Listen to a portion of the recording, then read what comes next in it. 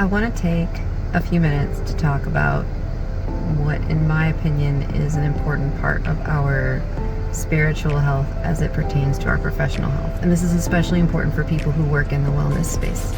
Deadlines are spiritual contracts that we make with ourselves. They're like oaths or promises.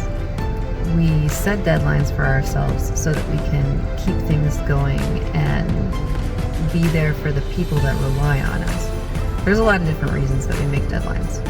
But when we don't meet those deadlines, it's like we're not keeping promises to ourselves. Now, the caveat to that is that we're not always able to, especially when we're starting new ventures, we're not always able to be super realistic about what our deadlines should be.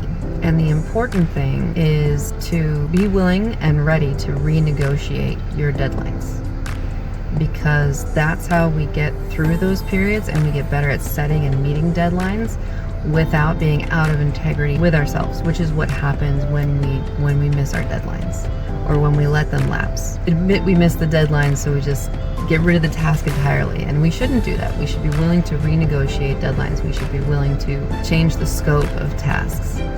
And all of that sounds really technical, but I mean, think about the way you feel when you do meet a deadline versus the way you feel when you don't meet a deadline. Like, what does that do to your day? What does that do to your thought process? How do you have to cope with that? And what if instead of trying to cope with disappointment, we're instead opening ourselves to the reality of renegotiating deadlines and that just being a part of the way that we live our lives? Just something to think about.